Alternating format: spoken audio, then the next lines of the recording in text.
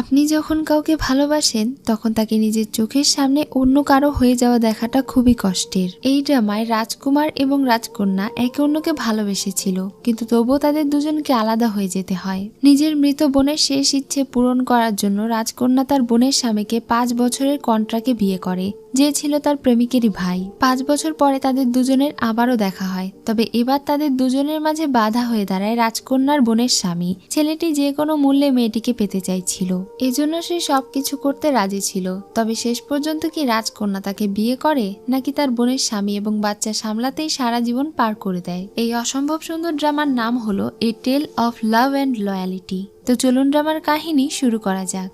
শুরুতেই দেখি একটা মেয়ে সুন্দর করে সেজে গুজে ক্রাউন প্রিন্সকে বিয়ে করার জন্য বসে আছে। বিয়েতে আসা লোকজনেরা তাকে নিয়ে আলোচনা করছিল, কারণ মেয়েটির বড় বোন কিছুদিন আগেই মারা গিয়েছে আর সে তার বড় বোনের স্বামীকে বিয়ে করছে। তারা সবাই শুনেছে নানচুয়ান রাজ্যের প্রিন্স ইউয়ানের সঙ্গে তার এঙ্গেজমেন্ট হয়ে গিয়েছে, কিন্তু এরপরেও সে ক্রাউন প্রিন্সকে বিয়ে করছে। তাদের এইসব কথা সেখানে বসে থাকা ইউয়ান শুনছিল আর তার অনেক রাগ হচ্ছিল। সে সবকিছু উলট পালট করে দিয়ে সেখানে থেকে উঠে চলে যায় আর রাজকন্যা সুয়ের সাথে গিয়ে দেখা করে। তারা দুজন একে অন্যকে ভালোবাসে, কিন্তু আজ সু তার দুলাভাইকে বিয়ে করছে, যেটা ইউয়ান মেনে নিতে পারছে না। এটা হলো ক্রাউন প্রিন্স ওয়েন, তার সঙ্গে আজ সুয়ের বিয়ে হয়েছে। ইউয়ান তার সঙ্গে জোর জবরদস্তি করছিল আর বলছিল, তুমি না আমাকে বিয়ে করার প্রমিস করেছিলে, তাহলে আজ তুমি অন্য একজনকে বিয়ে করতে পারছো কিভাবে?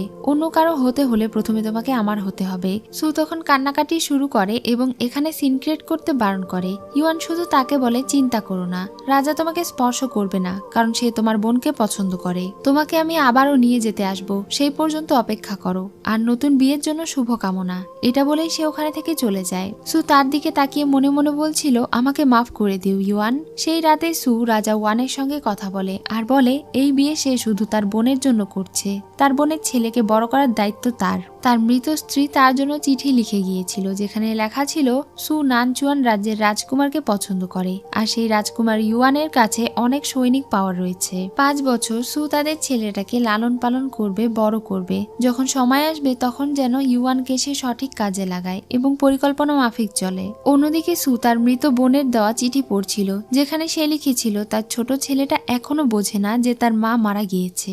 সে যেন তার ছেলেটাকে মায়ের ভালোবাসা দিয়ে বড় করে তোলে। সে শুধু তার কাছে মাত্র 5টা বছরের সময় চায়। এখন তাদের ছেলে অনেক দুর্বল, এরপরে তাদের ছেলে বড় হয়ে গেলে সে মুক্ত। এটাই তার বোনের মৃত্যুর আগে শেষ ইচ্ছে। সে জানতো সে আর বেশি দিন বাঁচবে না, এজন্য আগে থেকেই সে এই চিঠিটা তার জন্য লিখে গিয়েছে। সে নিজের বোনের ইচ্ছে পূরণ করার জন্য নিজের জীবন স্যাক্রিফাইস করে দেয়। এভাবেই 5 বছর কেটে যায়। তাদের রাজ্যে প্রিন্স চেং অ্যাটাক করে দিয়েছিল। সুয়ের বোনের ছেলেটা অনেকটা বড় হয়ে গিয়েছে। সে তার সার্ভেন্ট জিলানকে দিয়ে কারো কাছে চিঠি পাঠিয়েছিল। এই ব্যাপারটা সে গিয়ে রাজাকেও জানায়। রাজা এখন প্রায় অসহায়ের মতো হয়ে পড়েছিল। সে বুঝতে পারছিল না যে সে তার স্ত্রী এবং সন্তানকে কিভাবে বাঁচাবে। সু বলে সে ইউয়ানের কাছে সাহায্য চেয়ে চিঠি পাঠিয়েছে, তার কাছে নিজস্ব সৈন্য রয়েছে। কিন্তু ক্রাউন প্রিন্স বলে, আমার মনে হয় না সে আমাদেরকে সাহায্য করতে আসবে। ঠিক তখনই সৈনিকেরা বলে ওঠে তাদের প্রাসাদে হামলা হয়ে গিয়েছে। সব মেয়েরা সেখানে থেকে পালাতে শুরু করে আর সু নিজের ছেলেকে নিয়ে পালাচ্ছিল। কিন্তু তখনই সেখানে কিছু সৈনিকেরা চলে আসে। তারা তাদের মারতে যাবে, কিন্তু ততক্ষণে ইউয়ান তার লোকদেরকে নিয়ে পৌঁছে যায়। এই ছেলেটি হলো নানচুয়ান রাজ্যের জেনারেল চুলি। প্রিন্সেস আগেও তাকে দেখেছিল, এজন্য সে তাকে দেখে একটু অবাক হয়। ইউয়ান ক্রাউন প্রিন্সের কাছে যায়, যে বেশ অসুস্থ ছিল। সে তার কাছে যায় এবং বলে, তোমার কি মনে হয় না আমি খুব সহজেই তোমার কাছে থেকে রাজ সিংহাসন দখল করে নিতে পারি? কিন্তু রাজা জানতো সে এটা করবে না, এজন্য সে তাকে জিজ্ঞাসা করে সে আসলে কি চায়। তখন সে তার গলায় তরাল ধরে বলে, তুমি কি আসলেই জানতে চাও আমি কি চাই? এখানেই সিন কাট হয়। রাতে সু সেজে গুজে ইউয়ানের কাছে যাচ্ছিল, কারণ সে তাকে চিঠি লিখে পাঠিয়েছিল এবং আজ রাতে তার সঙ্গে দেখা করার কথা ছিল। যদি সে তার সঙ্গে আজ রাতে দেখা না করে তাহলে হয়তো সবকিছু আবারও বদলে যাবে। এজন্য সে তার সঙ্গে গিয়ে দেখা করে। যখন তারা দুজন সামনাসামনি হয় তখন তাদের আগের কথাগুলো মনে পড়ে। ইউয়ান আগে একবার তাকে জিজ্ঞাসা করেছিল, তোমার মনে কি আমার জন্য একটু ফিলিংস নেই? তোমার জন্য আমি সবকিছু ছেড়ে চলে এসেছি। কিন্তু সু বলেছিল সে রাজাকে বিয়ে করছে, এজন্য সে রানী হয়ে যাবে। যাবে। এটাই তো তার ইচ্ছে ছিল। এসব কিছু শোনার পরে সে অনেক কষ্ট পেয়েছিল এবং বলেছিল আজকের এই সিদ্ধান্তের জন্য তুমি পস্তাবে। সু প্রথমে তাদের রাজ্যকে বাঁচানোর জন্য ইউয়ানকে ধন্যবাদ জানায়। ইউয়ান তার এমন ধন্যবাদ চায় না, তখন সে ঝুঁকে তাকে সম্মান জানায়। সে বলে আর কতদিন তুমি ওই জারদ সন্তান আর তোমার বোনের স্বামীর সঙ্গে থাকবে। সু বলে সে জারদ সন্তান নয়, সে আমার সন্তান। সে বলে যদি তাই হয় তাহলে তোমাদের বিয়ে হয়েছে 5 বছর হলো আর তোমাদের বাচ্চার বয়স 7 বছর, এটা কিভাবে সম্ভব? এখন আমাকে বলো আসল ঝামেলাটা আসলে কি লুকাচ্ছ আমার থেকে? সু তাকে এ ব্যাপারে কোনো কিছু বলতে চায় না, কারণ এটা তার পার্সোনাল ব্যাপার। ইউয়ানকে সে প্রমিস করেছিল সে যা চায় সে তাকে তাই দেবে, এজন্য সু তার জন্য মরতেও রাজি। তবুও সে যেন এই রাজ্যের ক্ষতি না করে। ইউয়ান বলে তুমি যদি নিজের প্রাণ দিতে পারো তাহলে তো তুমি আমার কাছাকাছিও আসতে পারবে, তাই না? সে তাকে জামা কাপড় খুলে ফেলতে বলে। যদি সেটা না করে তাহলে ইউয়ান এখনই তাদের সৈনিক নিয়ে রাজ্য ছেড়ে চলে যাবে। এটা শুনে সু কান্না করতে করতে তার পোশাকগুলো খুলে ফেলছিল। এক পর্যায়ে সে তার কাছে কাকুতি মিনতি করে বলে দয়া করে আমার সঙ্গে এটা করো না। তখন সে তাকে গিটার বাজাতে বলে। যখন সে গিটার নিয়ে আসতে যাচ্ছিল তখনই সেখানে জেনারেল প্রবেশ করলে সে তাকে নিজের আড়াল করে জড়িয়ে ধরে। এরপরে সে সৈনিককে ওখানে থেকে চলে যেতে বলে। এরপরে সু তাকে গিটার বাজিয়ে শোনাতে শুরু করে। এভাবেই সে তাকে সারা রাত গিটার বাজিয়ে শোনায় এবং ইউয়ান মন ভরে সুকে দেখে। সকালে সে জেনারেলকে বলে সু কোথায় যাচ্ছে কি করছে এই সব খবর যেন সে তাকে প্রতিদিন দেয়। জেনারেল বলে পৃথিবীতে অনেক সুন্দরী সুন্দরী মেয়ে আছে, সে তো রাজার স্ত্রী, তাহলে আপনি অন্যের স্ত্রীর পেছনে কেন লেগে আছেন? কিন্তু ইউয়ান বলে প্রথম থেকেই সে আমার ছিল এবং আমারই আছে। এদিকে রাজা সুয়ের সঙ্গে দেখা করে তাকে বলে ইউয়ান তাকে বলেছে সে সুকে চায়। সু রাজার কাছে ক্ষমা চায়, কারণ এটা ছাড়া তার কাছে আর কোনো উপায় ছিল না। রাজা তাকে কোনো দোষ দেয় না, সে শুধু তাকে সামলে থাকতে বলে এবং ইউয়ানের কাছে থেকে দূরে থাকতে বলে, কারণ সে জানে সু তাকে এবং তার ছেলেকে বাঁচানোর জন্যই এসব করছে। তাই একজন সৈনিক এসে বলে তাদের প্রাসাদে রুইও এসেছে। রুইও তার সঙ্গে খারাপ ব্যবহার করে, এজন্য রাজা তাকে সামলে থাকতে বলে। সু যখন তার ছেলেকে নিয়ে ঘরে প্রবেশ করে তখন রুইকে সেখানে দেখতে পায়। প্রতিবারের মতো মেয়েটি তার সঙ্গে উল্টোপাল্টা কথা বলতে শুরু করে। সে তার মৃত বোনকে নিয়ে অপমান করতে শুরু করে, যেটা সু সহ্য করতে পারে না। এটা নিয়ে তাদের দুজনের মধ্যে ঝগড়া শুরু হয়ে যায়। তখনই সেখানে ইউয়ান চলে আসে আর প্রিন্সেস রুইর সঙ্গে কথা বলে। রুইর বাবা তাকে বলেছিল ইউয়ানের কাছে অনেক সৈনিক পাওয়ার রয়েছে, যদি তারা তার সঙ্গে সম্বন্ধ করতে পারে তাহলে এটা তাদের জন্য অনেক লাভজনক হবে। এটা ভেবেই রুইও তার সঙ্গে অনেক ভালো ব্যবহার করছিল। এবার তারা দুজন একসঙ্গে সুকে অপমান করতে শুরু করে, যেটা দেখে সু সেখানে থেকে চলে যেতে চাইছিল, কিন্তু ইউয়ান তাকে যেতে বাধা দেয়। সে সুকে তাদের দুজনের জন্য চা নাস্তা নিয়ে আসতে বলে। যখন সে নাস্তা নিয়ে ঘরে প্রবেশ করে তখন ইউয়ান রুইকে নিজের কোলের উপরে বসিয়ে নেয়। সুকে দেখার পরেও তাদের দুজনের লজ্জা লাগে না। সু তাদের দুজনের দিকে কেকের পাত্রটা এগিয়ে দেয়। তখন তারা দুজন তাকে হাঁটুতে ভর করে কাজের লোকের মতো খাবার সার্ভ করতে বলে। সু তাদের সামনে নত হয়ে হাঁটুতে ভর করে খাবার নিয়ে এগিয়ে যায়, যেটা দেখে ইউয়ানের খারাপ লাগছিল, কিন্তু তবুও সে এটা প্রকাশ করছিল না। ইউয়ান রুইর হাত থেকে খাবার খেতে চাইছিল না, তখন সে তাকে খাবার খাইয়ে দেয়। তাদের খাওয়ার শেষে যখন সে চলে যাচ্ছিল তখন রুইও তাকে যেতে বাধা দেয় এবং তাকে উল্টোপাল্টা কথা শোনাতে শুরু করে। ইউয়ান যেহেতু তার সাপোর্টে ছিল এজন্য সে সুকে অপমান করার আরো সুযোগ পেয়ে যায়। রুইও সুয়ের মৃত বোনের নামে উল্টোপাল্টা কথা বলতে শুরু করে আর বলে তার বোন একটা চরিত্রহীন লোভী মেয়ে। এসব কিছু শুনে সে আর সহ্য করতে পারে না। প্রচন্ড রাগে সে তাকে চর মেরে দেয় আর বলে আমার বোন অনেক সম্মানী একজন মানুষ ছিল, এরপরে যদি আর কখনো তুমি তার নামে বাজে কথা বলো তাহলে আমি তোমাকে ছাড়বো না। এরপর ইউয়ানকে বলে তোমার কি মনে হয় যদি তুমি এই রাজ্যের রাজা হতে পারো তাহলে এখানকার সবকিছু তোমার কথা মতোই চলবে? এটা শুনে ইউয়ান কিছুটা স্তব্ধ হয়ে যায় আর সে ওখানে থেকে চলে যায়। সু চলে যাওয়ার পরে রুইও তার কাছে সুয়ের বিষয়ে অভিযোগ করতে শুরু করে। তখন সে উল্টো তাকে নিজের লোক দিয়ে বন্দি করে ফেলে। সুয়ের সার্ভেন্ট তাকে গিয়ে এই খবরটা দেয়। সে তার ছেলেকে রাতে ঘুমিয়ে দেয়। রাজা যখন জানতে পারে সু আজ সারাদিন মন খারাপ করেছিল তখন রাতে কাজ সেরে সে তার সঙ্গে দেখা করতে চলে যায়। এদিকে সু লাইব্রেরিতে বসে বই পড়ছিল। আড়াল থেকে ইউয়ান চুপি চুপি তাকে দেখছিল। এটা বুঝতে পেরে যখন সে তাকে মারতে যাবে তখনই খেয়াল করে এটা ইউয়ান। সে তার মাথায় হেয়ারপিন পরিয়ে দেয় আর আবারও জোর জবরদস্তি শুরু করে আর বলে তুমি কি ভুলে গিয়েছো আমি এখনো আমার কাজের পুরস্কার পাইনি? সু শুধু বলে এখানে নয়। এটা শুনে যখন সে তার হাত ছেড়ে দেয় ঠিক তখনই বাহিরে রাজা চলে আসে আর বলে সে তার সঙ্গে দেখা করতে এসেছে। ইউয়ান আর এক মুহূর্ত দেরি না করে তাকে কাছে টেনে নিয়ে টেবিলের ওপরে বসায়। সু তাকে শত চেষ্টা করেও বাধা দিতে পারে না। সে তাকে কিস করে। বাইরে থেকে বইপত্র পড়ে যাওয়ার আওয়াজ শুনে রাজা অনেক চিন্তিত হয়ে যায় আর বলতে থাকে তোমার কি হয়েছে? ইউয়ান তাকে বলে রাজাকে এখনই এখানে থেকে চলে যেতে বলো। সু ভয়ে তাকে বলে আপনি আপনি এখানে থেকে চলে যান। তখন ওই ইউয়ান তাকে কিস করেই যাচ্ছিল। সে রাজাকে চলে যেতে বলে এবং পরে দেখা করবে বলে। এটা শুনে রাজা সেখানে থেকে চলে যায়। সু তাকে দূরে সরিয়ে দিলে সে বলে, তুমি খুব ভালো করেই জানো আমার যদি মন খারাপ হয়ে যায় তাহলে আমি এখানে থেকে আমার সৈনিকদেরকে নিয়ে চলে যাব, আর তোমার রাজ্যের কি বেহাল দশা হবে। তাই আমাকে যেটা প্রমিস করেছিলে সেটা করো, আমার মনোরঞ্জন করো। সু না চাইতেও বাধ্য হয়ে তার কাপড় খুলে দিতে শুরু করে। ইউয়ান তখন রেগে বলে, আমার কাছাকাছি আসতে তোমার এত কষ্ট হয় কেন? এটা বলেই সে ওখানে থেকে চলে যায়। আর সু সেখানে বসে কষ্টে কান্না করতে থাকে। পরদিন সকালে সু যখন তার ছেলেকে নিয়ে ঘরে আসে তখন সেখানে ইউয়ানকে দেখতে পায়। ইউয়ান চেং এর প্রিয় কাপে পানি খাচ্ছিল, যেটা দেখে সে রেগে যায় আর ইউয়ান ইচ্ছে করে তার চায়ের কাপ ফেলে দেয়। সু তার ছেলেকে শান্ত করার চেষ্টা করে আর বলে, সে আমাদের অতিথি, তাই তার সঙ্গে ভালো ব্যবহার করো। ইউয়ান তখন বলতে শুরু করে, তুমি প্রতিদিন অন্যের ছেলের সঙ্গে রাতে ঘুমাও, তোমার লজ্জা করে না? মানুষ তো তোমার নামে বদনাম করবে।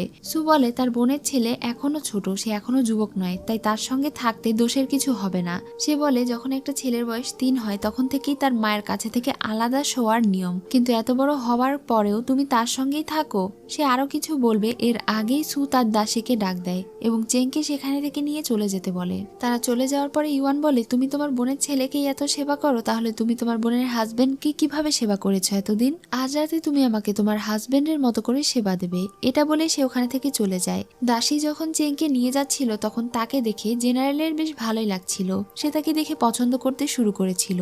রাতে ইউয়ান সুকে তার ঘরে ডেকে নেয় এবং তাকে বলে, আমার জামা খুলে দাও। সু অনেক ভয়ে ভয়ে তার জামা কাপড় খুলে দিচ্ছিল। ইউয়ান জোর করে তার কাছে থেকে কাপড় খুলে নিচ্ছিল। তাকে এভাবে দেখে সুয়ের বেশ লজ্জা লাগছিল। ইউয়ান এখন গোসল করার জন্য বাথটাবে বসে পড়ে। সু তার শরীরে মাসাজ করে দিচ্ছিল। ইউয়ান তাকে পোশাক বদলে নিতে বলে আর এরপরে তার জন্য ড্রিঙ্কস নিয়ে আসতে বলে। সে যখন ড্রিঙ্কস নিয়ে আসার জন্য বাহিরে যায় তখন জেনারেল তাকে বলে, দয়া করে এই ড্রিঙ্কস তাকে অল্প করে খেতে বলবে, কারণ এটা তার স্বাস্থ্যের জন্য ভালো নয়। সু তখন এটা নিয়ে আবারও ভেতরে চলে যায়। ইউয়ান তাকে একটা অ্যামুলেট দেখিয়ে বলে, এটা কি তোমার হাজবেন্ড তোমাকে দিয়েছে? সু বলে, এটা তার বোনের শেষ স্মৃতি, তার বোন তাকে এটা দিয়েছিল, কিন্তু ইউয়ান চাইলে এটা তার নিজের কাছে রেখে দিতে পারে। তখন সে এটা নিজের কাছে রেখে দেয়। ইউয়ান তাকে কাছে টেনে বলে, আমাকে কিস করো, যদি না করো তাহলে আমি তোমার সেই জারজ সন্তানকে এখানে নিয়ে আসবো আর তার সামনে তোমাকে কিস করব। তার এসব ব্ল্যাকমেল করার কারণে সু কান্না করছিল। তখন ইউয়ান বাহিরে থাকা জেনারেলকে বলে এখনই চেংকে এখানে নিয়ে আসতে। সু তখন ভয় পেয়ে যায় আর তাকে বারণ করে, আর এরপরে তার কথা মতো সে তাকে কিস করে। পরদিন সকালে ইউয়ানের কোনো কাজে মন বসছিল না, সে সুকে দেখতে চাইছিল। তারা দুজন কথা বলছিল, তখনই সেখানে চেং এসে ইউয়ানের উপরে হামলা করে দেয়, কিন্তু সে খুব সহজেই তার হাত থেকে চাকু নিয়ে তাকে ফেলে দেয়। চেং আবার তাকে মারতে গেলে সে তাকে ধরে উপরে ঝুলিয়ে রাখে। এটা দেখে তো মন্ত্রী দ্রুত রাজাকে খবর দিতে চলে যায়, আর সু সেখানে এসে সঙ্গে সঙ্গে তার ছেলেকে বাঁচিয়ে নেয়। ইউয়ান আর ছোট রাজপুত্রের মধ্যে যেন একদম দাকুরলের সম্পর্ক হয়ে গিয়েছিল। চেং বলছিল, খবরদার আমার মাকে তুমি জ্বালাতন করবে না, তোমার জন্য আমার মা সবসময় কান্নাকাটি করে। ইউয়ান বলে সে এখন চাইলে এখনই তাদের রাজ্য ধ্বংস করে দেবে। তাদের দুজনের ঝগড়া থামানোর জন্য সু তার বোনের ছেলেকে বলে, গতরাতে তার ভালো ঘুম হয়নি জন্য সে কান্না করেছিল, তার আঙ্কেল তাকে কোনো কিছুই বলেনি। এটা বলে সে তার ছেলেকে সেখানে থেকে পাঠিয়ে দেয়। এখন তারা দুজন কথা বলছিল, ঠিক তখনই তাদের মাঝে মন্ত্রী এসে বলে সুকে এখনই রাজা ডেকে পাঠিয়েছে। এটা শুনে সে ওখানে থেকে চলে যায় আর ইউয়ান বেশ বিরক্ত হয়। সু রাজার কাছে গিয়ে দেখতে পায় রাজা বেশ অসুস্থ, এমনকি তার গলায় কাটা দাগ রয়েছে। এটা দেখে তার বুঝতে বাকি থাকে না যে এটা ইউয়ান করেছে। এজন্য সে রাজার কাছে মাফ চায়, কারণ সেই তাকে এখানে ডেকে এনেছিল। রাজা তখন তাকে কোনো দোষ দেয় না, বরং বলে এখন থেকে এমন কিছু করতে হবে যেন ইউয়ান তাকে পুরোপুরি বিশ্বাস করে এবং তারা ইউয়ানকে তাদের কাজে লাগাতে পারে। সু বলে, আপনি চিন্তা করবেন না, আমি নিশ্চয়ই কোনো না কোনো উপায় খুঁজে বের করব যেন সে আমাকে বিশ্বাস করে। সু চলে যাওয়ার পরে রাজা বলছিল, মনে হচ্ছে এখন থেকে আমার সবকিছু প্ল্যান মতো আগাতে হবে। জেনারেল এসে ইউয়ানকে খবর দেয় রাজ্যের বর্ডারে বিভিন্ন রাজ্যের সৈনিকেরা এসে ভিড় করছে। মিস্টার লু একাই 2 লক্ষ সৈনিক নিয়ে হাজির হয়েছে, সেখানে আরো অনেকে রয়েছে, সবাই মিলে 5 লক্ষ সৈনিক জড়ো করেছে। কিন্তু আমাদের কাছে তো এত সৈনিক নেই, তাহলে এখন আমরা কি করব? আমরা কি নানজুয়ান প্যালেস ছেড়ে চলে যাব? ইউয়ান হেসে বলে, তুমি কি ভয় পাচ্ছ? তখনই তারা সেখানে সুকে খেয়াল করে যে দাঁড়িয়ে দাঁড়িয়ে তাদের কথা শুনছিল।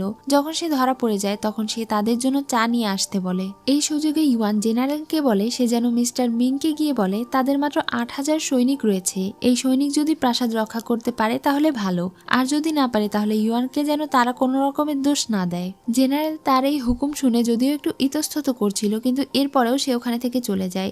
সু তাদের মধ্যে হওয়া কথাগুলোর ব্যাপারে জানতে চাইছিল, কিন্তু তারা তাকে কোনো কিছুই বলে না। সুয়ের মনে পড়ে রাজা তাকে বলেছিল ইউয়ানের বিশ্বাস অর্জন করতে, এজন্য সে তার সঙ্গে অনেক ভালো আচরণ করতে শুরু করে। সে ইচ্ছে করে তার জন্য কালি প্রস্তুত করে দিচ্ছিল, বই এগিয়ে দিচ্ছিল, কলম এগিয়ে দিচ্ছিল, এমনকি তাকে চা সার্ভ করে দিচ্ছিল নিজে থেকেই। এসব কিছু দেখে ইউয়ান বলে, তুমি তো চাকরদের কাজ বেশ ভালোই পারো। সু তখন দূরে গিয়ে বসে আর ভাবতে থাকে ইউয়ান যদিও তার সঙ্গে অনেক খারাপ আচরণ করে, কিন্তু তবুও সে কখনো তাকে আঘাত করেনি। সে হাসি মুখে তাকে জিজ্ঞাসা করে রাতে তুমি কি খাবে, তখন সে বলে তোমার যা ইচ্ছে।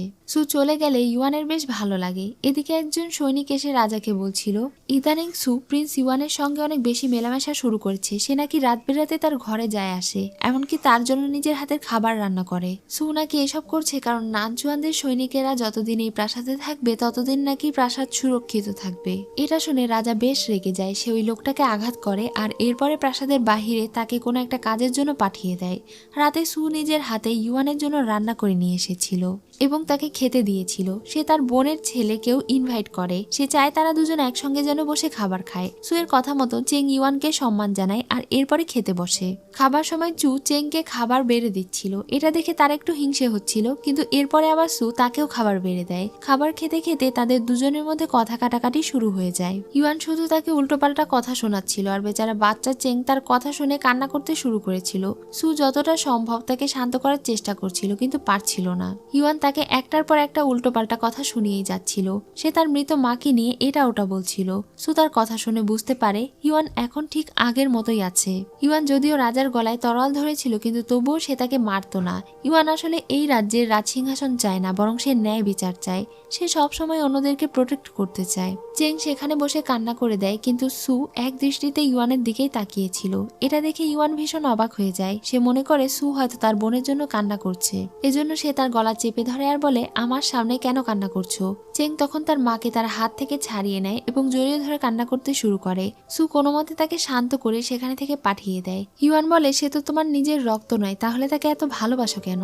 সু বলে আমি জানি সে রাজার ছেলে, কিন্তু সে আমার বোনেরও ছেলে। সে এখনো অনেক ছোট, বড় হতে হতেই সে সবকিছু বুঝে যাবে। তাই দয়া করে তার সামনে এই ধরনের কথা বলো না।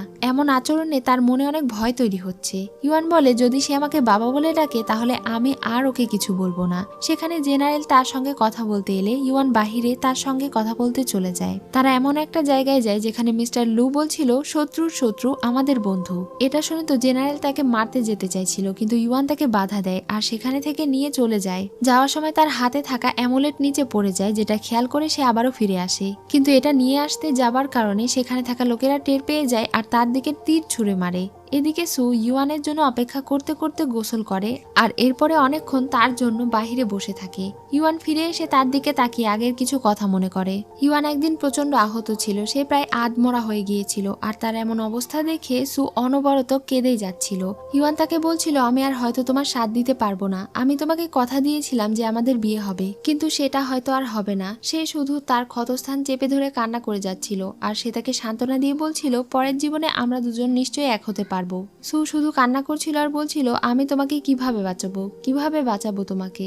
ইউয়ান মৃত্যুর দ্বার প্রান্তে এসেও তাকে বলছিল তুমি অন্য কাউকে বিয়ে করো না, আমি সহ্য করতে পারবো না। আর আজ এতদিন পরে আবারও সে তার ভালোবাসার মানুষকে তার জন্য অপেক্ষা করতে দেখছে। সু তাকে দেখে কাছে এসে জিজ্ঞাসা করে সে এতক্ষণ কোথায় ছিল, কোনো ঝামেলা হয়নি তো। ইউয়ান তাকে কোনো উত্তর না দিয়ে তার অ্যামুলেট ফিরিয়ে দেয়। সু এটা তাকে দিতে চাইছিল, কিন্তু সেই অ্যামুলেট তাকেই রাখতে বলে এবং বলে ভবিষ্যতে কখনো আর অন্য কোনো ছেলেকে ভালোবেসো না। এটা বলে সে তাকে কিস করে আর তাকে বলে ভবিষ্যতে আর কখনো কোনো ছেলের জন্য কান্না করো না। এটা বলে সে ওখানে থেকে চলে যায়। সু বাহিরে বসে বসে ইউয়ানের কথাগুলোই ভাবছিল আর ড্রিঙ্কস করছিল। দূর থেকে তাকে দেখে রাজার অনেক রাগ হচ্ছিল, কারণ সে বুঝতে পারছিল সু এর মনে হয়তো আবারও পুরনো প্রেম জেগে উঠেছে। পরদিন সকালে যখন সু রাজার জন্য খাবার নিয়ে যাচ্ছিল তখন সে দূর থেকে দেখতে পায় রাজা অনেক কষ্ট করে তার মৃত স্ত্রীর জন্য ল্যাটিন তৈরি করছিল। তার সার্ভেন্ট বলছিল আপনি আর কত ল্যাটিন তৈরি করবেন, আপনি তো ক্লান্ত হয়ে যাবেন। এমনি এমনিতেও আপনার অসুস্থ শরীর, কিন্তু রাজা বলছিল তার স্ত্রীর মৃত্যুবার্ষিকী আসতে চলেছে, তাই সে নিজের হাতে সবগুলো ল্যাটিন বানাতে চায়। কথায় কথায় সু জানতে পারে তার বোনকে বিষ দিয়ে মেরে ফেলা হয়েছিল, আর এই বিষ দক্ষিণ রাজ্যে পাওয়া যায়, অর্থাৎ নানজুয়ান রাজ্যে। সে বলে আমার মনে হচ্ছে আপনার স্ত্রীর মৃত্যুর সঙ্গে আপনার কাজিন জড়িত, কিন্তু এটা শুনে রাজা তাকে ধমক দিয়ে বলে এমন কথা বলবে না, এটা কখনোই হতে পারে না। তখন তার সার্ভেন্ট তার কাছে ক্ষমা চায়। এসব কিছু শুনে সু অস্থির হয়ে সেখান থেকে চলে যায়। রাজা তো এইটাই চেয়েছিল, আর সে এই সব কিছু প্ল্যান করেই করেছে। এদিকে ইউয়ান যখন নিজের দেহের ক্ষত ঠিক করছিল, ঠিক তখনই কেউ একজন তার দিকে আড়াল থেকে তীর ছুঁড়ে মারে। তারা বাহিরে যায়, তবে এই তীর কে ছুঁড়েছে তাকে খুঁজে পায় না। তার পিছু করতে করতে সে চেং এর রুমে চলে যায়, যেখানে সু এসেছিল। সে অনেক উতলা হয়ে সার্ভেন্টদেরকে জিজ্ঞাসা করে চেং কোথায়, দ্রুত তাকে খুঁজে বের করো। সু ইউয়ানের উপরে ভীষণ রেগেছিল। সে ভাবছিল এই কাজ ইউয়ানের, কারণ সে চেংকে দেখতে পারে না, সেই হয়তো তাকে গায়েব করেছে। ইউয়ান বলে তুমি আমাকে সন্দেহ করছো? সু বলে তুমি ছাড়া এই প্রাসাদে আর কে আছে এমন কাজ করার মতো? ইউয়ান বলে যদি আমি তাকে গায়েব করেও থাকি তাহলে তুমি আমার কি করে নেবে? এটা বলেই সে ওখানে থেকে চলে যায়। চেং আসলে রাজার ঘরে ছিল, যাকে দাদিমা ঘুম পাড়িয়ে দেয়। চেং ঘুমিয়ে যাওয়ার পরে রাজা তাকে দেখতে আসে। এদিকে জেনারেলে সে ইউয়ানকে খবর দেয় তাদের উপরে কে হামলা করেছিল এটা তো সে জানতে পারেনি, তবে পূর্ব দিকের গেট দিয়ে একটা মালামাল পরিবহনের গাড়ি যেতে দেখেছে।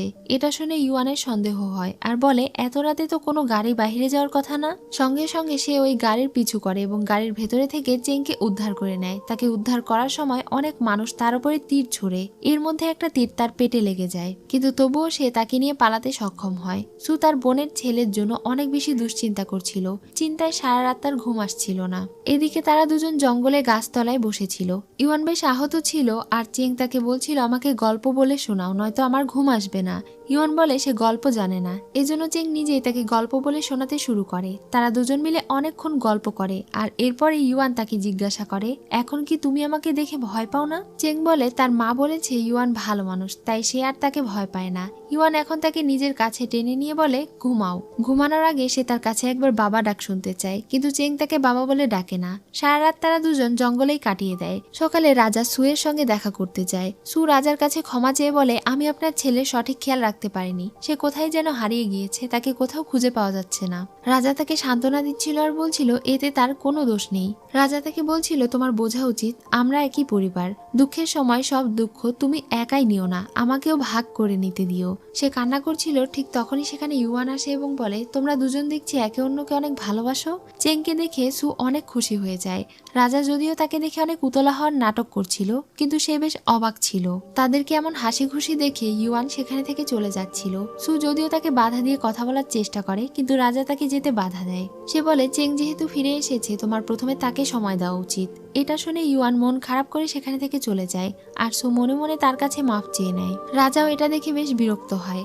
সু চিংকে ঘরে নিয়ে গিয়ে শুইয়ে দেয় এবং তাকে বিশ্রাম করতে বলে। রাজা তার হাত ধরে বলে তোমাকে পেয়ে আমি অনেক ভাগ্যবান। সু নিজের হাত সরিয়ে নিয়ে তাকে ধন্যবাদ জানায়। তখনই রাজার মনে পড়ে সু ইউয়ানকে আজ নাম ধরে ডেকেছিল, অথচ সে তাকে 5 বছর হলো বিয়ে করেছে, একবারও সু তাকে নাম ধরে ডাকেনি। এসব কিছু ভেবে রাজার হিংসে হচ্ছিল। সে এখন বাহিরে গিয়ে ভাবছিল সু যখন এত কিছুর পরেও তার প্রতি লয়াল না, তখন সেও তাদের সঙ্গে গেম খেলবে। পরদিন সকালে যখন সু তার ছেলের যত্ন নিচ্ছিল, তখন তার ছেলে বলে আমি ঠিক আছি, আমার কিছু হয়নি, কিন্তু আমাকে বাঁচাতে গিয়ে আঙ্কেল আহত হয়েছে। ইউয়ান যে আঘাত পেয়েছে এটা জানার পরে সুয়ের অনেক খারাপ লাগে। সে চেংকে জিজ্ঞাসা করে গত রাতে তাকে কে ধরে নিয়ে গিয়েছিল তার কি মনে আছে? সে বলে শেষবার তাকে দাদিমা ঘুম পাড়িয়ে দিয়েছিল, এরপরে তার আর কোনো কিছু মনে নেই, কিন্তু তিনি তো রাজার প্রাসাদে কাজ করেন। এটা জানার পরে সু অনেক অবাক হয়ে যায়। এজন্য সে প্রথমে তার বোনের ছেলেকে ঘুম পাড়িয়ে দেয়, আর এরপরে ইউয়ানের সঙ্গে দেখা করতে চলে যায়। সে ধীরে ধীরে বুঝতে পারছিল ইউয়ানের আসলে রাজ সিংহাসনের প্রতি কোনো লোভ নেই। এই প্রাসাদের লোকেরাই ছড়িয়েছে যে সে রাজ সিংহাসন পেতে চায়, কিন্তু সে তো আসলে এই রাজ্যকে প্রোটেক্ট করতে চায়। সে যখন ইউয়ানের সাথে দেখা করতে যায় তখন জেনারেল তাকে বলে ইউয়ান একটু ব্যস্ত আছে, সে তার সঙ্গে দেখা করতে পারবে না, এজন্য সে চলে যাচ্ছিল। কিন্তু তখন ইউয়ান বাহিরে বেরিয়ে আসে আর তাকে সঙ্গে করে নিয়ে ভেতরে চলে যায়। ইউয়ান তাকে জিজ্ঞাসা করে সে এখানে কেন এসেছে। সু প্রথমে তাকে ধন্যবাদ জানায় তার বোনের ছেলেকে বাঁচানোর জন্য, আর এরপরে জিজ্ঞাসা করে সে নাকি আঘাত পেয়েছে, এখন সে কেমন আছে। ইউয়ান জিজ্ঞাসা করে সে এখানে তার শরীরের খোঁজ খবর নিতে এসেছে নাকি চেংকে কিডন্যাপের দোষ দিতে এসেছে। সু বলে সে তাকে ভুল বুঝেছিল, এজন্য সে সে তাকে একটা রিকোয়েস্ট করতে চায়। যেহেতু সে সুস্থ হয়ে গিয়েছে এবং এখানে অনেক দিন ধরে থাকছে, তাই তার এখন ফিরে যাওয়া উচিত। সে যেন এই প্রাসাদ থেকে চলে যায়, কারণ এখানে তার বিপদ হতে পারে। কিন্তু ইউয়ান তার কথা শোনে না। সে বলে, যদি আমি এখানে থেকে না যাই তাহলে তুমি কি করবে? সু বলে, আমি শুধু তোমার ভালোর জন্য একটা সুযোগ দিতে চাইছি, তুমি এখানে থেকে চলে যাও। সে বলে, আমি এখানে থেকে খালি হাতে ফিরে যেতে আসেনি। সু তার উদ্দেশ্য বুঝতে পারে আর তাকে দূরে ঠেলে দেয়। তখন তার মন অনেক খারাপ হয়ে যায়। সে সুকে বেরিয়ে যেতে বলে। সু চলে যাওয়ার আগে তাকে আবারও বলে সে যেন এই রাজ্য ছেড়ে যত দ্রুত সম্ভব চলে যায়, আর কান্না করতে করতে সেখানে থেকে চলে যায়। ইউয়ানেরও অবস্থা খারাপ ছিল, কিন্তু এরপরেও সে হাসছিল। রাতে যখন রাজা নিজের ছেলেকে দেখতে আসে, তখন সু বলে তাদের ছেলে বেশ ভয় পেয়ে গিয়েছে। গত রাতের ঘটনা সে ভুলতে পারেনি। রাজা জিজ্ঞাসা করে, তোমার কি কাউকে সন্দেহ হয়? সু তো মনে মনে তাকেই সন্দেহ করছিল, কিন্তু এরপরেও সে তাকে বলে চেং গত রাতে ঘুমানোর আগে শেষবার দাদিমাকে দেখেছিল, তাহলে তার ঘর থেকে চেংকে কিভাবে নিয়ে যাওয়া হলো? এটা শুনে তো প্রথমে রাজা বেশ অবাক হয়। এরপরে বলে সেখানে থেকে রাজকুমারকে গায়েব করা সাধারণ কারো কাজ নয়, নিশ্চয়ই এর পেছনে শক্তিশালী কারো হাত রয়েছে। তাহলে কি এটা ইউয়ান করেছে? কিন্তু সে কেন করবে? সে তো তার আঙ্কেল। এসব বলতে বলতেই সে অসুস্থতায় কাশছিল। সু তাকে বলতে থাকে তাদের এসব রাজ্যের জটিলতার মধ্যে যেন ছোট রাজপুত্রকে টেনে নিয়ে আসা না হয়। এটা শুনে রাজা বেশ রেগে যায়। সে বলে, তুমি কি আমাকে সন্দেহ করছো? সু তখন আর কোনো কিছুই বলে না। রাজা এই সবকিছুর দোষ ইউয়ানের উপরে দিয়ে দেয় আর তাকে বলে, তুমি কি আমাকে একবার বিশ্বাস করবে? আমাদের বিয়ে হয়েছে 5 বছর হলো, কিন্তু আমি কখনো তোমার কাছে কোনো কিছু চাইনি। তুমি আমাকে শুধু একবার বিশ্বাস করো। সু তার কথা বিশ্বাস করতে পারছিল না। কেন যেন তার মনে হচ্ছিল রাজা সত্য এবং মিথ্যে কথা দুটো একসঙ্গে মিশিয়ে বলছে। সুকে চুপ করে থাকতে দেখে রাজা বলে, আজ তোমার জায়গায় যদি আমার স্ত্রী থাকতো তাহলে কখনোই সে আমাকে অবিশ্বাস করতো না। এটা বলে সে ওখানে থেকে চলে যায়। পরদিন সকালে সে তার সার্ভেন্টকে চড় মারে, কারণ সেদিন রাতে রাজা দাদিমাকে একটা ঔষধ দিয়েছিল রাজকুমারকে খাওয়ানোর জন্য, যেন সে গত রাতের সব কথা ভুলে যায়। কিন্তু দাদিমায়ের রাজপুত্রের উপরে অনেক মায়া হয় আর সে ওই ঔষধটা তাকে খাওয়ায় না। এই কারণে এখন সু তাকে সন্দেহ করতে শুরু করেছে, যেটা রাজার একদমই ভালো লাগছে না। রাজা আসলে শান্ত হবার নাটক করলেও সে অনেক রাগী ছিল। সে তার সার্ভেন্টকে হুকুম করে দাদিমাকে এখনই মেরে ফেলতে। তখন রাজার হুকুম মতো সেই লোকটা ওখানে থেকে চলে যায়। এদিকে সু বুঝতে পারছিল রাজা নিশ্চয়ই ইউয়ান আর চেং এর বিরুদ্ধে কোনো ষড়যন্ত্র করছে। তার চেং এর জন্য অনেক চিন্তা হয় আর সে তার বোনের ছেলের সঙ্গে দেখা করতে চলে যায়, কিন্তু সেখানে চেং ছিল না। তার সার্ভেন্ট জানায় চেংকে রাজা তার সঙ্গে করে খাওয়ানোর জন্য নিয়ে গিয়েছে। এটা শুনে তো সে অস্থির হয়ে যায় আর সেখানে থেকে চলে যায়। প্রাসাদে পৌঁছে সবার প্রথমে সে নিজের ছেলেকে কাছে টেনে নেয় আর এরপরে তার মুখে লেগে থাকা খাবার মুছে দেয়। সে বুঝতে পারছিল রাজা নিশ্চয়ই কোনো প্ল্যান করছে, এজন্য সে নিজের ছেলেকে নিয়ে সেখানে থেকে চলে যেতে চাইছিল। তবে রাজা তাকে ওয়ার্নিং দিয়ে বলে, আজকে যদি তারা তার সঙ্গে একসঙ্গে বসে খাবার না খায় তাহলে চেং আর কখনো খাবার খেতে পারবে না। ছোট্ট চেং এই কথার অর্থ বুঝতে না পারলেও সু ঠিকই বুঝতে পেরেছিল। সে আর কোনো কথা না বাড়িয়ে খাওয়ার জন্য সেখানে বসে পড়ে। রাজা তার ছেলেকে খাবার সার্ভ করে দিচ্ছিল, ঠিক তখনই সেখানে ইউয়ান আসে আর বলে, এখানে দেখছি পরিবার সহকারে সবাই একসাথে খাওয়া দাওয়া হচ্ছে। তাকে দেখে রাজা বেশ বিরক্ত হয়। ইউয়ান চেংকে বলে সে তাকে কিছু যুদ্ধের কৌশল শেখাতে চায়। সে আর বেশি দিন এখানে থাকবে না, যে কয়দিন সে এখানে আছে সেই কয়দিন সে তাকে লড়াই শেখাবে। চেং তার কাছে লড়াই শিখতে চায়, কিন্তু রাজা অমত করে। সে বলে তার এখন পড়াশোনা করার সময়, তাকে পড়াশোনায় মন দিতে হবে। সে আমাদের ভবিষ্যৎ রাজা হবে, তাকে এসব কিছুতে জড়িও না। কিন্তু ইউয়ান তাদের কারো কোনো কথা শোনে না। সে বলে একজন রাজাকে অবশ্যই লড়াই জানতে হবে, তোমার মতো বসে বসে শুধু কূটনীতি করতে পারলে তো হবে না। এটা বলে সে চেংকে নিয়ে ওখানে থেকে চলে যায়। তখন তার অনেক রাগ হয়। সে সুকে বলে, এখন কি তুমি খুশি? আমার ছেলে আমার কাছে বিপদে আছে ভেবে তুমি তাকে কাছে আসতে দিচ্ছিলে না, অথচ ঠিকই ইউয়ানের সঙ্গে তাকে যেতে দিলে। সু রেগে তাকে বলে, আমার মনে হয় চেং আপনার তুলনায় তার কাছে অনেক বেশি সুরক্ষিত থাকবে। এটা বলে যখন সে ওখানে থেকে চলে যায় তখন রাজার রাগে সবকিছু ভেঙে চুরমার করে ফেলে। তার প্রচন্ড রাগ হচ্ছিল, কিন্তু সে সুকে কিছু বলতে পারছিল না। সু বুঝতে পারছিল এখন রাজা এবং ইউয়ানের মধ্যে বেশ দা কোরাল সম্পর্ক হয়ে গিয়েছে।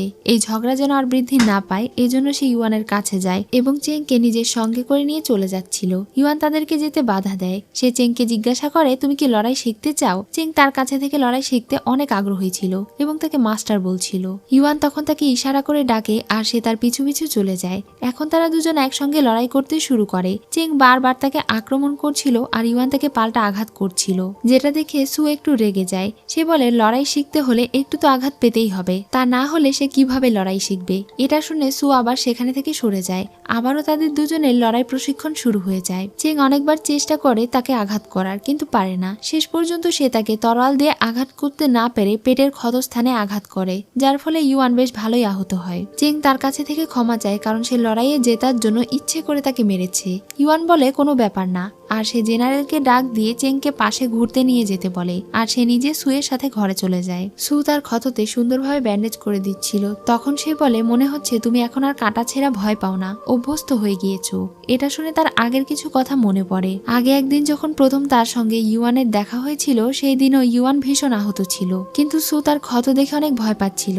ইউয়ান তখন তাকে ভয় দেখিয়ে বলেছিল যদি সে এটা না করে তাহলে ইউয়ান তাকে মেরে ফেলবে। মরার ভয়ে সে তার ক্ষততে পট্টি বেঁধে দিয়েছিল। এই কথাটা মনে পড়ে তারা দুজনেই হাসছিল। সু চলে যেতে চাইছিল, কিন্তু সে তাকে বাধা দিয়ে বলে, আচ্ছা তুমি কি আমাকে বিশ্বাস করো না? সু বলে, তুমি এতটা রিস্ক নিও না, যে রিস্ক নিলে তুমি নিজেই বিপদে পড়বে। সে বলে, তোমার জন্য এতটুকু তো আমি করতে পারি। এটা বলে যখন সে তার হাত ধরেছিল, ঠিক তখনই জেনারেল চেংকে নিয়ে ঘরে প্রবেশ করে, আর তারা দুজন আলাদা হয়ে যায়। চেং ইউয়ানের কাছে থেকে এই কাঠের তরোয়াল নিতে চায়, তখন সে তাকে এটা দিয়ে দেয়। চেং আবারও তার সঙ্গে লড়াই প্র্যাকটিস করতে চায়। ইউয়ান অসুস্থ শরীর নিয়ে ছোট্ট চেংয়ের সাথে খেলা করতে থাকে। এখানে তারা তিনজনই অনেকক্ষণ খুনছুটি আর মজা করছিল। তারা এতটা খুশি ছিল যেন তারা একটা পরিবার। দূর থেকে তাদের দুজনকে এত খুশি দেখে রাজা বলছিল, মনে হচ্ছে তারা পরিবার আর আমি বাহিরের কোনো মানুষ। তখন সার্ভেন্ট রাজাকে বলে, সু ইচ্ছে করে ইউয়ানের সাথে মিশছে, কারণ সে রাজাকে প্রোটেক্ট করতে চায়। রাজা বলে, ঠিকই বলেছ, সেগুলো আমার জন্যই করছে। কিন্তু এরপরে আবার সে তাদের দিকে রাগী চোখে তাকিয়ে থাকে। রাতে ইউয়ান তাকে আবারও জিজ্ঞাসা করে, তুমি কি আমাকে কখনো বিশ্বাস করোনি? সু বলে, আমি তোমাকে বিশ্বাস করতে চাই, কিন্তু আমি চাই না আমার জন্য তোমার খারাপ কিছু হোক। এটা শুনে ইউয়ান তাকে জড়িয়ে ধরে। সু বলে, তুমি কেন আবারও ফিরে এলে? তুমি কেন আবারও আগের মতোই আমাকে ভালোবাসছো? ইউয়ান বলে, এবার আর আমি তোমাকে ছাড়ছি না, তুমি যতই বলো না কেন আমি তোমাকে ছেড়ে কোথাও যাব না। সু তখন তাকে জড়িয়ে ধরে আর অনেক কান্না করে। সকালে জেনারেল এসে তাকে বিপদের কথা বলে। আড়ালে রাজা তাদের বিরুদ্ধে কোনো ষড়যন্ত্র করছে, তাদের এখানে থেকে চলে যাওয়া উচিত, কিন্তু ইউয়ান এখানে থেকে কোথাও যাবে না। এটা শুনে জেনারেলের একটু রাগ হয়। এদিকে রুইও আবারও ফিরে এসেছিল। সে রাজার সঙ্গে গিয়ে দেখা করে এবং বলে, এবার আমি ইউয়ানের থেকে প্রতিশোধ নিতে ফিরে এসেছি। আমি তার উপরে প্রতিশোধ নেব, কারণ সে আমাকে অপমান করেছে, আর এরপরে আপনাকে বিয়ে করতে চাই। এটা শুনে রাজা তার পেটের ভেতরে চাকু ঢুকিয়ে দেয় আর বলে, আমার শুধুমাত্র একটাই রানী, আর সে হলো সু, তার জায়গা কেউ নিতে পারবে না। রুইউকে মেরে ফেলার পরে রাজা তার সার্ভেন্টকে বলে সে যেন রুইউর বাবার কাছে গিয়ে খবর পৌঁছে দেয় যে তার মেয়েকে ইউয়ান খুন করেছে। তখন সার্ভেন্ট গিয়ে মিস্টার লিকে জানায় তার মেয়েকে ইউয়ান খুন করেছে। এটা শুনে তো মিস্টার লি ভীষণ রেগে যায়। আসলে মিস্টার লি অনেক পাওয়ারফুল ছিল এবং তার কাছে 2 লক্ষ সৈনিক পাওয়ার ছিল। যখন সে জানতে পারে তার মেয়েকে ইউয়ান মেরে ফেলেছে, তখন সে প্রচন্ড রেগে যায় আর বলে, আমি এটার প্রতিশোধ নিয়েই ছাড়বো। এদিকে জেনারেল গিয়ে ইউয়ানকে জানায় গতরাতে রুইউ খুন হয়েছে, আর সেই খুনের দোষ ইউয়ানের উপরে দেওয়া হয়েছে।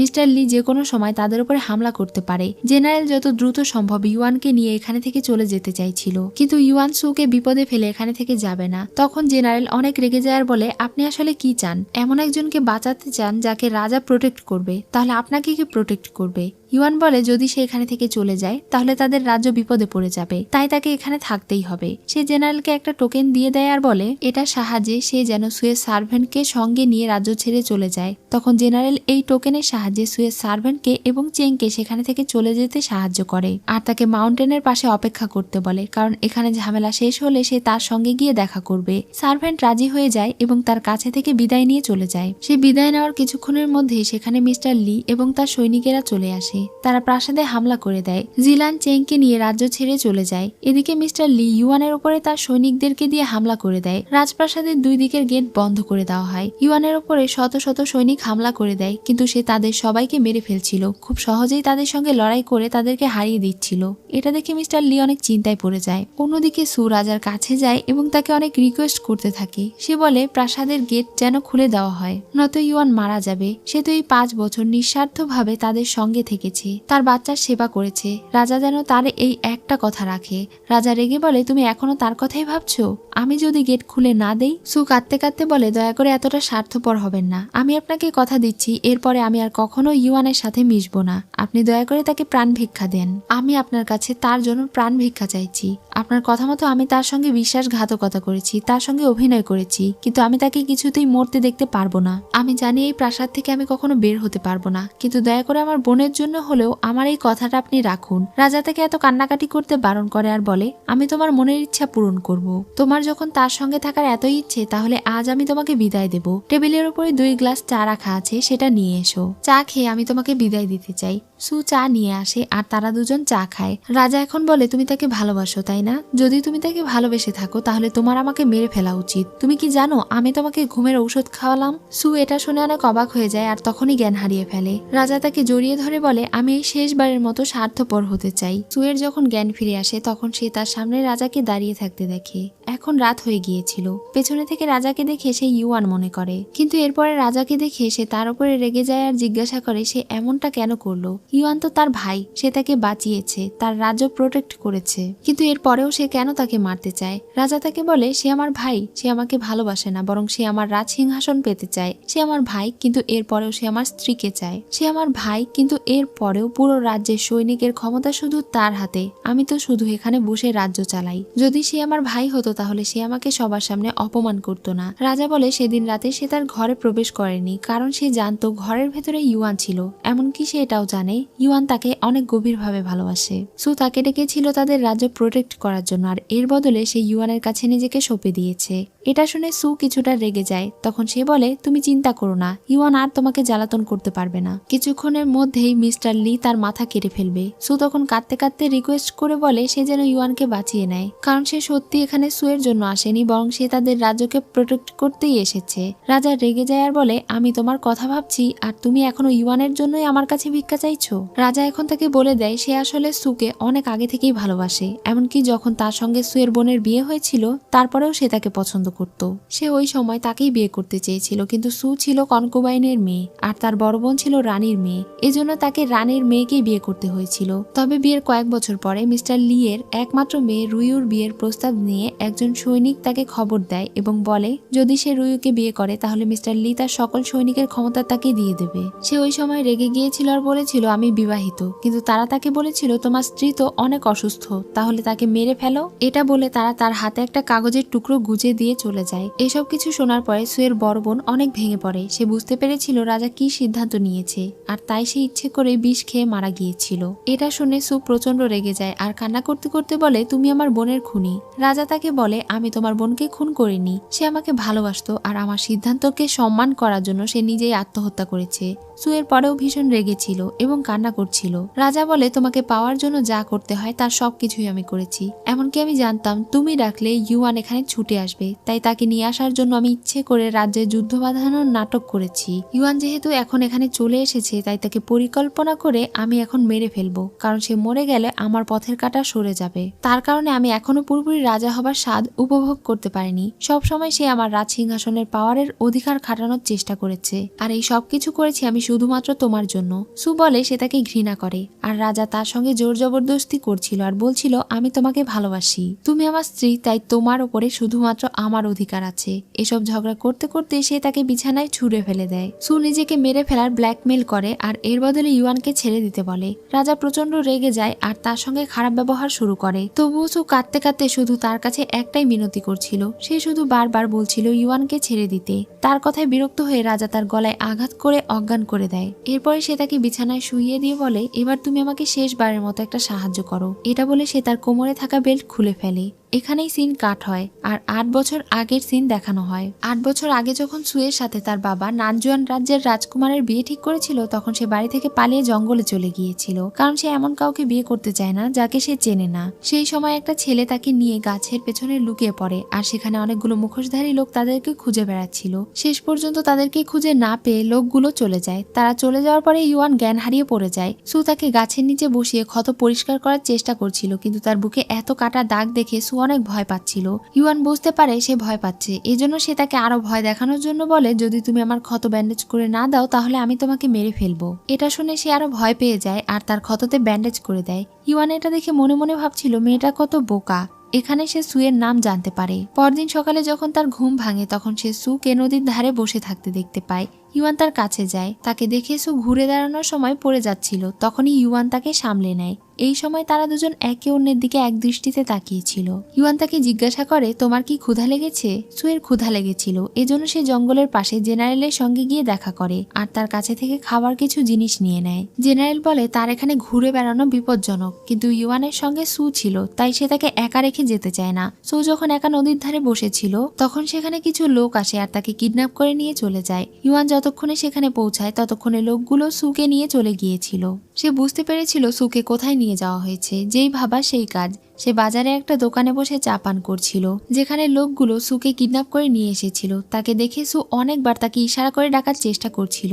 ইউয়ান খেয়াল করছিল, তবে সে তাকে পাত্তা দিচ্ছিল না। লোকগুলো আসলে তাকে কিডন্যাপ করেছিল কারণ তাদের বস সুকে বিয়ে করতে চায় আর তারা তাকে ধরে সেখানেই নিয়ে যাচ্ছে। যখন তারা তাকে নিয়ে চলে যাচ্ছিল তখন ইউয়ানও তাদের সঙ্গে যায়। সুকে তাদের হাত থেকে বাঁচানোর বদলে সে উল্টো তাদের সঙ্গেই চলে এসেছে। এ কারণে সু তার উপরে ভীষণ রেগে যায়। ইউয়ান ইচ্ছে করে এখানে এসেছে কারণ তার মাথায় অন্য কিছু চলছে। কিছুক্ষণ পরেই সেখানে বস চলে আসে আর সে সুয়ের কাছে যায়, তবে সু ভয়ে ইউয়ানের পেছনে গিয়ে বসে পড়ে। সু তাকে বলছিল সে যেন তাকে বাঁচিয়ে নেয়, কিন্তু ইউয়ান ইচ্ছে করে সুকে বসের হাতে তুলে দেয়। বস তো ভীষণ খুশি হয়ে তাকে নিয়ে চলে যায়, কিন্তু কিছুক্ষণ পরেই বস তাকে আবারও ডেকে পাঠায়। বস নিজের গালে হাত দিয়ে রেগে তাকে বলছিল, তোমার সঙ্গে আমার হবু স্ত্রীর সম্পর্ক আছে। ইউয়ান বুঝতে পারে সু তাকে চর মেরেছে। এই বিষয়টা তো তার অনেক ইন্টারেস্টিং মনে হয় আর সে বলে, তুমি তাহলে মানুষকে মারতেও পারো? এটা শুনে বস রেগে যায় আর তাকে ধরে মারতে বলে। যখন সেখানে সব লোকেরা চলে আসে তখন সু কান্না করতে করতে বলে, আমাকে এখানে থেকে নিয়ে চলো। ইউয়ান যখন খেয়াল করে এখানে সবাই চলে এসেছে তখন সে খুব সহজেই নিজের হাতের বাঁধন ছিঁড়ে ফেলে আর এরপরে সবাইকে মেরে কুপকাত করে দেয়। তার এমন মারামারি দেখে তো সু অবাক হয়ে যায়। যখন সে বাহিরে বের হয় তখন সেখানে জেনারেল চলে আসে আর তাকে রাজকুমার ইউয়ান বলে ডাকে। সুয়ের তখন আর বুঝতে বাকি থাকে না যে এটাই হলো নানচুয়ান রাজ্যের রাজকুমার যার সঙ্গে তার বিয়ে ঠিক হয়েছে। এখন সব সৈনিকেরা সেই লোকদেরকে বন্দি করে নিয়ে চলে যায় আর সু তাকে অবাক হয়ে দেখতে থাকে। এদিকে সুয়ের বাবা তার বড় মেয়ে ওয়ানের ওপরে রেগেছিল, কারণ সে সুকে পালাতে সাহায্য করেছে, কারণ সুয়ের সাথে ইউয়ানের বিয়ে ঠিক করা হয়েছে। তার বাবার সঙ্গে তর্ক করতে করতে সে অসুস্থ হয়ে পড়ে। তখন সেখানে তার স্বামী এসে তার শ্বশুর মশাইকে বলে সে যেন ওয়ানের সঙ্গে এমন খারাপ ব্যবহার না করে। তখন তিনি ওখানে থেকে চলে যান। তিনি চলে যাওয়ার পরে রাজা ওয়ানকে জিজ্ঞাসা করে, সত্যি করে বলো সুকে কোথায় লুকিয়ে রেখেছো? ওয়ান তখন রেগে যায় আর বলে, এখন তোমার আসল রূপ বেরিয়ে এলো? এমনিতে তো তোমাকে দেখে অনেক সাহসী এবং ভালো মানুষ মনে হয়, কিন্তু তুমি আসলে ভেতরে ভেতরে কাপুরুষ। এটা শুনে রাজা সেখানে থেকে চলে যায় আর ওয়ান শুধু চাইছিল সু যেন পালিয়ে দূরে কোথাও চলে যায়, নিজের বোনের সঙ্গে যেন তার ফাইট করতে না হয়, তার বোন যেন দূরে কোথাও গিয়ে সুখে থাকে। সেদিন রাতে সে এবং তার স্বামী অনেক সুন্দর একটা সময় পার করে, কিন্তু যখন রাজা ঘুমিয়ে যায় তখন সে ঘুমের ঘোরে সুয়ের নাম ধরে ডাকছিল, যেটা শুনে ওয়ানের অনেক কষ্ট হচ্ছিল। সে ভাবছিল তার স্বামীর মনে শুধুমাত্র সুয়ের জন্য কেন এত ভালোবাসা। সে তার স্বামীকে অনেক ভালোবাসতো, কিন্তু তার স্বামী তাকে কখনোই মন থেকে ভালোবাসেনি। ওয়ানের শরীর দিন দিন আরো খারাপ হয়ে যাচ্ছিল। যতদিন যাচ্ছিল সে বেশি বেশি অসুস্থ হয়ে পড়ছিল। সে শুধু ভাবতো তার স্বামীর মনে সে কেন জায়গা করে নিতে পারে না। কিছুদিন পরে সু আবারও তার বাড়িতে ফিরে আসে। তাকে দেখে ওয়ান শুধু ভাবছিল তার বোনটা কেন ফিরে এলো। রাজা তাকে দেখে তার দিকে এগিয়ে যাচ্ছিল। এটা দেখে সে রাজাকে নিজের কাছে টেনে ধরে। সু তার বোনকে বলে, আমি তোমাকে অনেক মিস করেছি। এটা বলে যখন সে সামনে এগোচ্ছিল ঠিক তখনই ইউয়ান এসে তাকে নিজের কাছে টেনে ধরে আর বলে, ভাই এই সেই মেয়ে যার সঙ্গে বিয়ে করার জন্য বাবা আমাকে বলেছিল, আর আমি ঠিক করেছি এই জীবনে আমি বিয়ে করলে শুধু তাকেই করব। এটা দেখে রাজার অনেক হিংসে হচ্ছিল। ওয়ান এটা বুঝতে পেরে নিজের বোনকে সাথে করে নিয়ে চলে যায় আর রাজা তার ভাইকে সাথে করে নিয়ে যায়। ঘরে গিয়ে রাজা ইউয়ানকে বুঝিয়ে বলে যেন সে সুকে বিয়ে না করে, সু একটা কনকুবাইনের মেয়ে। ইউয়ান বলে সে যার মেয়ে হোক আমার তাতে কিছুই যায় আসে না, আমার তাকে ভালো লেগেছে এজন্য আমি বিয়ে করলে তাকেই করব। এটা বলে সে ওখানে থেকে চলে যায়। এদিকে সুয়ের বোন তাকে জিজ্ঞাসা করে ইউয়ানের সাথে তার কি সম্পর্ক, সে কি তাকে পছন্দ করে। সু বলে তার সঙ্গে ইউয়ানের কিছুদিন আগেই দেখা হয়েছে, ছেলেটাকে তার একটু একটু ভালো লাগে, কিন্তু সে তো তার বোনকে সবচেয়ে বেশি ভালোবাসে।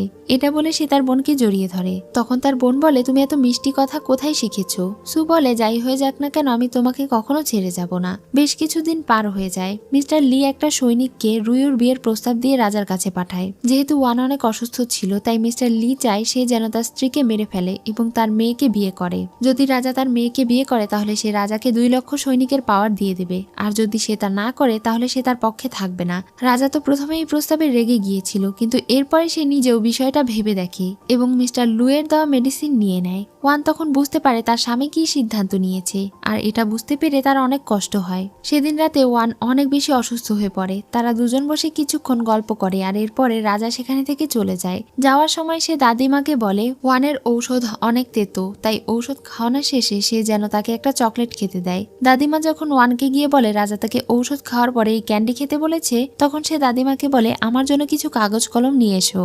সে একটা চিঠি লিখে আর এটা দাদিমায়ের হাতে দিয়ে বলে যাই হয়ে যাক না কেন এই চিঠি যেন সে সুয়ের হাতে পৌঁছে দেয়। ধীরে ধীরে তার অবস্থা আরো খারাপ হচ্ছিল। তখন তার বিয়ের রাতের কথা মনে পড়ে। সে আসলে বিয়ের আগে থেকেই রাজাকে ভালোবাসতো আর এটা জানার পরে রাজা অবাক হয়েছিল, কিন্তু সে কখনো ভাবেনি তার ভালোবাসার মানুষই তাকে একদিন মেরে ফেলতে চাইবে। এসব কিছু ভাবতে ভাবতেই সে রাজার দেওয়া চকলেট খুশি মনে খেয়ে ফেলে। সে জানতো এর ভেতরে বিষ মেশানো আছে, কিন্তু তবুও সে ইচ্ছে করে এটা খেয়ে নেয় আর এটার বিষক্রিয়ার কারণে সে মারা যায়।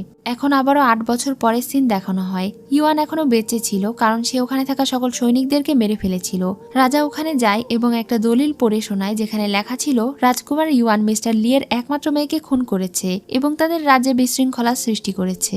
একই সাথে তাদের রাজ্যের অনেকগুলো সৈনিকদেরকে মেরে ফেলেছে। তার এই অপরাধের কারণে তাকে রাজকুমার পদ থেকে বহিষ্কার করা হলো এবং তার মিলিটারি ক্ষমতা কেড়ে নেওয়া হলো। এখন তাকে এই সবকিছুর শাস্তি দেওয়া হবে। রাজা বলে এখন থেকে তুমি আর রাজকুমার না, এখন থেকে তুমি আমার প্রজা। ইউয়ান বলে তুমি ইচ্ছে করলেই আমার খাবারে বিষ মিশিয়ে অথবা এখানে থাকা হাজারো সৈনিকদের তীর দিয়ে আমাকে মেরে ফেলতে পারতে, কিন্তু তুমি তা না করে আমাদের রাজ্যকে বিপদের মুখে ঠেলে দিয়েছো এবং এতগুলো নাটক সাজিয়েছো। কিন্তু এখন আমি আমার সৈনিকদেরকে নিয়ে প্রস্তুত আছি তোমার হাত থেকে এই রাজ্য কেড়ে নেওয়ার জন্য।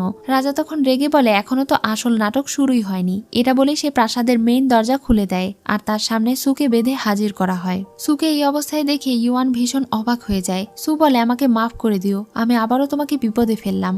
আজ সে ইউয়ানকে নিজের মনের সমস্ত কথা খুলে বলে। সে বলে আজ পর্যন্ত তার মনে একজনই ছিল আর সে হলো ইউয়ান। সে শুধুমাত্র তাকেই ভালোবেসেছে, কিন্তু কখনো তাকে বলতে পারেনি। সু তাকে এই জীবনে হয়তো পাবে না, কিন্তু সে পরের জীবনে তাকে জোর করে বিয়ে করতে চায়। তাদের এইসব কথা শুনে রাজা ভীষণ রেগে যায় এবং তার সৈনিকদেরকে হুকুম করে ইউয়ানকে মেরে ফেলার জন্য। তারা সবাই তাকে মেরে ফেলার জন্য তীর ধনুক নিশানা করে।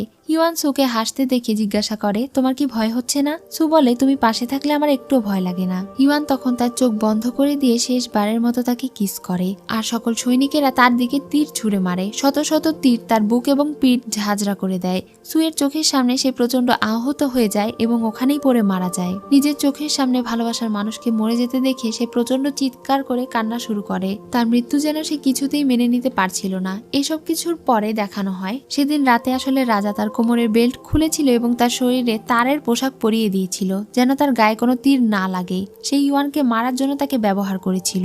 সু রাজাকে তার রুমে ডেকে পাঠিয়েছিল এবং তাকে বলছিল সবকিছু শেষ হয়ে গিয়েছে, সবাই মারা গিয়েছে, এখন আমি আর আপনি শুধু বেঁচে আছি। বাকি জীবন একা বেঁচে থাকার থেকে আপনার সঙ্গে বেঁচে থাকতে চাই। এটা শুনে তো রাজা খুশি হয়ে যায় আর বলে আমি তোমাকে প্রমিস করছি আমি তোমাকে সারা জীবন ভালোবাসবো আর কখনো কষ্ট পেতে দেব না। সু তখন 2 গ্লাস ড্রিঙ্কস নিয়ে তার দিকে এগিয়ে দেয় আর বলে চলুন আবারও নতুন জীবন শুরু করি। রাজা তার হাসি দেখে বলে তুমি তাহলে আমাকে সত্যি মেনে নিয়েছো? আমি তোমাকে প্রমিস করছি এরপরে সবকিছু ভুলে আমি আবারও নতুন জীবন শুরু করব। তারা দুজনেই খুশি হয়ে ড্রিঙ্কস পান করে, কিন্তু এটা খাবার পরেই সুয়ের মুখ থেকে রক্ত বের হয়ে আসতে শুরু করে আর সে হাসতে হাসতে বলে আমার বোনও ঠিক এই বিষ খেয়ে কষ্ট করে মারা গিয়েছিল। কিছুক্ষণের মধ্যে রাজার মুখ থেকেও রক্ত বের হয়ে আসে। সু হাসতে হাসতে মাটিতে লুটিয়ে পড়ে আর এরপরে রাজাও বিষের প্রভাবে সেখানেই ঢলে পড়ে। সে নিজের কাছে থাকা একটা অ্যান্টিডোট সুয়ের দিকে এগিয়ে দেয়, কিন্তু সু তার চোখের সামনে ইউয়ানকে দেখছিল। সে মনে মনে বলছিল যদি আমার জন্ম না হতো তাহলে তোমার সঙ্গে আমার দেখা হতো না, আমি তোমার সঙ্গে বিশ্বাসঘাতকতা করতাম না আর তুমি আমাকে ভালোবাসতে না। আশা করি পরপারে গিয়ে তুমি যেন ভালো থাকো। এটা বলেই সে মারা যায় আর রাজাও সেখানেই মারা যায়। এভাবেই স্যাড এন্ডিং এর সঙ্গে এই ড্রামার কাহিনী শেষ হয়ে যায়। সো ভিউয়ার্স, আজকের এই ড্রামাটি তোমাদের কেমন লাগলো তা অবশ্যই কমেন্ট করে জানিও। আর এমনই আরো সুন্দর সুন্দর ড্রামা পেতে অবশ্যই আমার চ্যানেলে সাবস্ক্রাইব করে রেখো। ধন্যবাদ।